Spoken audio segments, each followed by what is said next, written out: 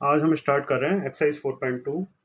Exercise 4.2 के first question में हमसे पूछा गया है गुणनखंड विधि से निम्न द्विघात समीकरणों के मूल ज्ञात कीजिए। द्विघात समीकरण में क्योंकि x की अधिकतम घात 2 होती है तो इसमें दो मूल निकलेंगे। x के जिन मानों से ये समीकरण संतुष्ट होते हैं वो ही समीकरण के मूल कहलाते हैं।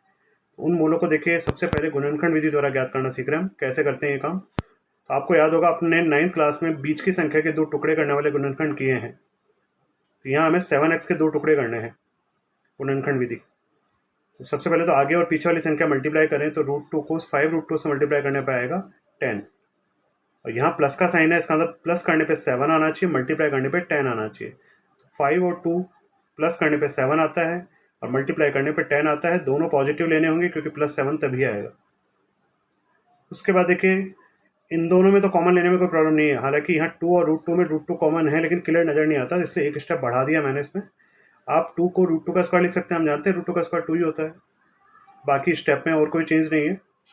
इसके बाद देखिए, फर्स्ट और सेकंड नंबर में कॉमन लें तो x कॉमन, यहाँ से √2 बचेगा और x बचेगा, प्लस यहाँ से x बाहर आ गया तो 5 बचेगा, प्लस इन दोनों में आप देखिए √2 कॉमन आ रहा है तो √2 स्क्वायर में से √2 अंदर बच जाएगा और x बच जाएगा। ये यहाँ से √2 बाहर आ गया तो 5 अंदर बचेगा।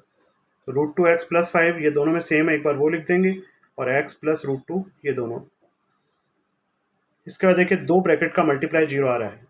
किन्हीं भी दो चीज़ों का मल्टीप्लाई 0 सिर्फ तभी आ सकता है जब दोनों में से कोई एक संख्या 0 हो, क्योंकि 0 से गुणा किए बिना 0 नहीं आता। इसका मतलब या तो ये संख्या 0 है या फिर ये संख्या 0 है। दोनों को एक एक करके 0 रख के और x के दो मान निकाल लेंगे। या तो √2x + 5 = 0 है या x + √2 = 0 है। इससे +5 उधर जाकर -5 बन जाएगा और ये √2 इसके नीचे चला जाएगा और प्लस √2 उधर जाकर -√2 बन जाएगा। तो इस तरह से x के दो मान आ गए और इन्हें ही समीकरण के मूल कहा जाता है। तो देखिए, बाकी क्वेश्चंस में ऐसी कोई प्रॉब्लम नहीं है। बीच की संख्या के दो टुकड़े करने वाले गुणनखंड आसानी से हो सकते हैं। थोड़ा सा इसके फोर्थ क्वेश्चन का हिंट मैं आपको दे रहा हूँ। देखिए, इसमें बटे में 8 है, तो सबसे पहले इन तीनों का एलसीएम ले लेंगे 8। तो एलसीएम के अकॉर्डिंग यहाँ पे देखिए 8 दूना 16x² हो जाएगा, यहाँ 8x हो जाएगा और 8 का भाग 8 में एक बार, तो 1 का 1 ही रहेगा। क्रॉस मल्टीप्लाई करें तो 0 8 से गुणा होकर 0 हो जाएगा। ये जो संख्या हमें प्राप्त हुई है ये एक द्विघात समीकरण है और इसको सॉल्व करना है बीच की संख्या के दो टुकड़े करने वाले गुणनखंड करके। प्लस करने पे 8 आए और 16 एकम 16, गुणा करने पर 16 आए, तो 4 चौक 16 होते हैं, 4 और 4 जोड़ने पे 8 होते हैं। दोनों ही माइनस के होंगे क्योंकि -8x तभी आएगा। तो ये बाकी का काम आप सेल्फ करेंगे। स्टार्ट मैंने कर दिया इस क्वेश्चन को। क्वेश्चन नंबर 3 में देखें, ऐसी दो संख्याएं ज्ञात कीजिए जिनका योग 27 है और गुणनफल 182 है। तो देखिए, माना प्रथम संख्या x। द्वितीय संख्या कैसे मानते हैं, देखिए दो संख्याओं का योग अगर 27 है तो दूसरी संख्या निकालने के लिए क्या करें, 27 में से पहली संख्या को घटा दें। तो पहली संख्या हमने x मानी है, तो 27 में से अगर पहली संख्या घटा दें तो बची हुई संख्या दूसरी होगी, क्योंकि दोनों का योग तो 27 ही है।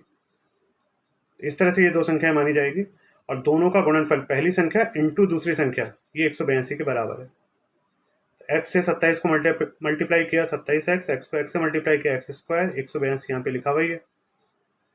यहाँ क्योंकि एक्स स्क्वायर नेगेटिव आ रहा है, इसको पॉजिटिव बनाने के लिए ऐसा करें कि लेफ्ट हैंड साइड को 0 कर लें और राइट हैंड साइड में ले जाएं इन दोनों को। एक्स स्क्वायर उधर जाकर प्लस हो जाएगा, 27x उधर जाकर माइनस हो जाएगा। अब प्लस 182 यहीं पर है, तो जो लेफ्ट साइड पूरी है उसको राइट में ले आए, जो राइट है उसको लेफ्ट में ले जाएं। तो इस तरह से x² - 27x + 182 बराबर 0 बन गया। तो यहाँ प्लस करने पे 27 आए, गुणा करने पर 182 आए। इसके फैक्टर करें, 13 और 14 इसके फैक्टर होंगे, जिन्हें जोड़ने पे 27 आएगा, दोनों माइनस के होंगे और x के जो दो मान आप निकालेंगे वो 13 और 14 आ जाएंगे। दोनों ही मानों से आपको एक्सप्लेन करना है। अगर x का मान 13 लेंगे तो प्रथम संख्या 13 हो जाएगी और द्वितीय संख्या 27 में से 13 को माइनस करेंगे 14 हो जाएगी। और अगर x का मान 14 लें तो प्रथम संख्या 14 हो जाएगी और द्वितीय संख्या 27 में से 14 को घटाने पर 13 आ जाएगी। तो इस तरह से थर्ड क्वेश्चन कंप्लीट हो जाएगा। तो क्वेश्चन नंबर 4 है, दो क्रमागत धनात्मक पूर्णांक ज्ञात कीजिए जिनके वर्गों का योग 365 है। तो माना प्रथम धनात्मक पूर्णांक x, क्रमागत का मतलब होता है लगातार, यानी जैसे 7 के बाद 8, तो द्वितीय धनात्मक पूर्णांक होगा उससे एक ज़्यादा, यानी कि x + 1। दोनों के वर्गों का योग, यानी पहली संख्या का भी वर्ग और दूसरी संख्या का भी वर्ग, तो x का भी स्क्वायर, x + 1 का भी स्क्वायर, और इनके वर्गों का जो योग है वो है 365। एक्स प्लस वन का होल स्क्वायर हो गया x square plus 2x plus 1, a plus b का होल स्क्वायर से खोलें a square plus 2ab plus b square करके, और ये 365 इधर से इधर आकर माइनस का हो गया। तो एक्स स्क्वायर में एक्स स्क्वायर को प्लस किया, 2x स्क्वायर, 2x अकेला ही है, प्लस का 1, 365 माइनस के हैं तो ये दोनों मिलकर बन गए माइनस के 364। अगर हम गौर करें तो इन तीनों ही संख्याओं में 2 का भाग जा रहा है, तो 2 का भाग देंगे तो यहाँ से आएगा एक्स स्क्वायर, यहाँ से आएगा x, यहाँ पे 2 का भाग देंगे तो 182 बराबर 0। अब यहाँ देखिए माइनस का चिन्ह है तो घटाने पे आना चाहिए 1, क्योंकि x के आगे 1x है ये, तो घटाने पे 1 और गुणा करने पर 182, तो वही 13 और 14 ही इसके फैक्टर होंगे। 14 प्लस के होंगे, 13 माइनस के होंगे, और इस तरह से इसके फैक्टर करके बीच की संख्या के 2 टुकड़े वाले गुणनखंड वाला तक जो पूरा तरीका है लगाने के बाद या तो ये 0 या वो 0 करके x के जो 2 मान निकलेंगे, एक निकलेगा -14 और एक निकलेगा +13। क्वेश्चन कह रहा है कि 2 क्रमागत धनात्मक पूर्णांक, इसका अंदर संख्या धनात्मक होनी चाहिए, ऋणात्मक नहीं हो सकती। तो प्रश्नानुसार संख्या ऋणात्मक है, इसका अंदर ये जो नेगेटिव मान है वो माना नहीं जाएगा, तो फिर x का मान हम 13 ही मान सकते हैं। तो अगर x का मान 13 लेते हैं तो हमने प्रथम संख्या याद होगा आपको x मानी थी, तो प्रथम संख्या 13 हो जाएगी, और द्वितीय संख्या हमने x + 1 मानी थी, तो 13 + 1 14 हो जाएगी। तो 13 और 14 इसके आंसर होंगे। ये इसका आंसर नहीं है, ध्यान देंगे, ये इस तरह से निकलेंगे आंसर, जो पॉजिटिव मान है उससे दोनों को एक्सप्लेन किया हुआ है। क्वेश्चन नंबर 5, एक समकोण त्रिभुज की ऊंचाई उसके आधार से 7 सेमी कम है, यदि कर्ण 13 सेमी का हो तो अन्य 2 भुजाएं ज्ञात कीजिए। तो देखिए इस लैंग्वेज में ऊंचाई आधार से, बाद में नाम आ रहा है आधार का, तो सबसे पहले मैंने एक समकोण त्रिभुज बनाया, इसमें BC आधार है और AB ऊंचाई है और AC कर्ण है, तो आधार BC को मैंने x मान लिया, और क्वेश्चन के अकॉर्डिंग ऊंचाई जो है वो आधार से 7 कम है, तो ऊंचाई AB जो है वो आधार x से 7 कम, तो x से 7 कम x - 7 है, और जो कर्ण AC है वो 13 सेमी का दे रखा है क्वेश्चन में। हम पाइथागोरस प्रमेय से जानते हैं AB स्क्वायर और BC स्क्वायर का योग AC स्क्वायर, AC क्या है कर्ण, कर्ण का वर्ग शेष 2 भुजाओं के वर्गों के योग के बराबर होता है पाइथागोरस प्रमेय में। तो उस आधार पर हमने फॉर्मूला लिखा और इसमें ये वैल्यूज पुट कर दी, AB को हटा के x - 7, BC को हटा के x और AC को हटा के 13। तो x - 7 का स्क्वायर करें अगर हम, तो a square - 2ab + b square वाला फार्मूला लगा दें, a - b के होल स्क्वायर वाला, तो a square - 2ab + b square, यहाँ ax है और b 7 है, और इसका स्क्वायर x स्क्वायर हो ही गया, और ये 13 का स्क्वायर 169 जो मैं लेफ्ट में भी ले आया हूँ साथ के साथ ही, तो -169 बराबर 0। तो ये एक्स स्क्वायर, ये दोनों मल्टीप्लाई होकर 14x हो गए, 7 का स्क्वायर 49 हो गया, ये एक्स स्क्वायर है ही और ये 169 है ही, बराबर 0। नेक्स्ट स्टेप में देखिए ये एक्स स्क्वायर में एक्स स्क्वायर जुड़ के 2x स्क्वायर हो जाएगा, ये 14x एज इट इज रहेगा, और 49 पॉजिटिव 169 नेगेटिव है, बड़ी संख्या क्योंकि माइनस की है तो माइनस के 120 बचेंगे और बराबर में 0। तो देखिए इस तरह से 2x स्क्वायर - 14x माइनस के 120 बराबर 0, ये वाली सिचुएशन आ जाएगी आपके सामने। ठीक है, तो पूरे समीकरण में आप गौर करिए, यहाँ भी 2 का भाग जा रहा है, तो x स्क्वायर 7x और 60 ये बचेंगे बराबर में 0, 2 का भाग देने पर। अब इसकी बीच की संख्या के 2 टुकड़े करने वाले गुणनखंड करेंगे, घटाने पे 7 आए, गुणा करने पर 60 आए, 12 पंजे 60 होते हैं, तो 12 और 5 इसके फैक्टर होंगे, 12 नेगेटिव लेना पड़ेगा और 5 पॉजिटिव, तब जाके -7x आएगा, कॉमन लेंगे, 2 ब्रैकेट आएंगे, फिर या ये 0 या वो 0 करके x के 2 मान निकालेंगे, तो x के जो 2 मान आएंगे, एक 12 और एक -7 आएगा। ये बीच का कुछ पोर्शन मैंने डॉट डॉट लगा के छोड़ा है, इससे आपको कंप्लीट करना है, इस तरह से नहीं छोड़ना है।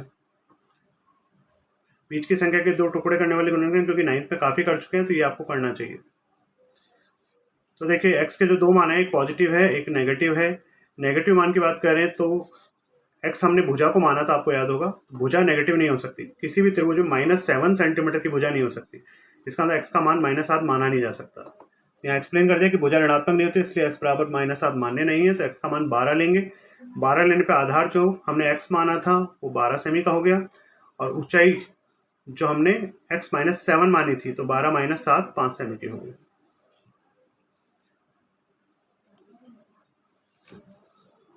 देखिए क्वेश्चन नंबर 6, एक कुटीर उद्योग एक दिन में कुछ बर्तनों का निर्माण करता है। एक विशेष दिन यह देखा गया कि प्रत्येक नग की निर्माण लागत उस दिन के निर्माण किए बर्तनों की संख्या के दुगने से 3 अधिक थी। यदि उस दिन की कुल निर्माण लागत ₹90 थी तो निर्मित बर्तनों की संख्या और प्रत्येक नग की लागत ज्ञात कीजिए। तो देखिए फर्स्ट लाइन को दोबारा पढ़ें। एक विशेष दिन ये देखा गया कि प्रत्येक नग की निर्माण लागत उस दिन के निर्माण किए गए बर्तनों की संख्या के दुगने से 3 अधिक थी। तो बाद में नाम आ रहा है, देखिए बर्तनों की संख्या, तो माना उस दिन निर्माण किए गए बर्तनों की संख्या कितनी है, x, और प्रत्येक नग की जो लागत है वो बर्तनों की संख्या के दुगने से 3 अधिक। तो बर्तनों की संख्या x मानी हमने, इसका दुगना 2x, उससे भी 3 अधिक। कुल निर्माण लागत 90 रुपये। अब कुल निर्माण लागत कैसे आएगी, जितने बर्तन बने और एक बर्तन की लागत से गुणा कर दें। जैसे रफली एक एग्जांपल दूं, अगर 6 बर्तन बने हैं और 15 रुपये एक बर्तन को बनाने में लागत आ रही है, तो कुल मिला के खर्चा होगा 90 रुपये का। तो 6 × 15 करके, यानी कि बर्तनों की संख्या को एक बर्तन की निर्माण लागत से गुणा कर दें। तो इसलिए कुल निर्माण लागत लाने के लिए हमने बर्तनों की संख्या x को एक बर्तन की निर्माण लागत 2x + 3 से गुणा कर दिया, बराबर में 90। x को गुणा करें 2x से, 2x स्क्वायर, x को 3 से गुणा करें 3x, 90 इधर आकर हो गया माइनस, बराबर में 0। 90 को 2 से गुणा करें 180 होता है, यहाँ माइनस का चिन्ह है तो घटाने पे 3 आना चाहिए, गुणा करने पे 90 आना चाहिए। 15 और 12 इसके फैक्टर होंगे, 90 दूना 180, तो गुणा करने पे 180 आना चाहिए और घटाने पे 3। 15 और 12 गुणा करने पे 180 आता है, घटाने पे 3 आता है। तो इस तरह 15 और 12 इसके फैक्टर होंगे, तो 15 प्लस के लेंगे क्योंकि प्लस 3x तभी आएगा, और 12 माइनस के लेंगे। फिर दो में कॉमन लेंगे तो ब्रैकेट प्राप्त हो जाएंगे, x के 2 मान निकालेंगे, तो x के जो 2 मान आएंगे उसमें एक मान 6 आएगा, एक -15/2 आएगा। हम जानते हैं कि बर्तनों की संख्या भी नेगेटिव नहीं हो सकती, ये नहीं कह सकते कि -5 बर्तन बनाए गए। बर्तन बनेंगे तो पॉजिटिव बनेंगे या बनेंगे ही नहीं, इसलिए बर्तनों की संख्या नेगेटिव नहीं हो सकती। तो x बराबर -15/2 मान्य नहीं है, इसका x का मान 6 लेना पड़ेगा हमें। अगर x का मान 6 लेते हैं तो उस दिन निर्माण किए गए बर्तनों की संख्या 6 हो जाएगी, क्योंकि x मानी थी हमने, और प्रत्येक नग की लागत आपको याद होगा 2x + 3 थी, तो x का मान 6 निकल गया। 2 × x की जगह 6 लिख दिया, +3, 6 दूना 12, 12 में 3 को जोड़ा 15 रुपये। इस तरह से ये छठा क्वेश्चन भी कंप्लीट हो गया है। ये जो बीच वाला पार्ट मैंने यहाँ छोड़ा है, ये आपको कंप्लीट करना है। तो एक्सरसाइज 4.2 आज कंप्लीट करें।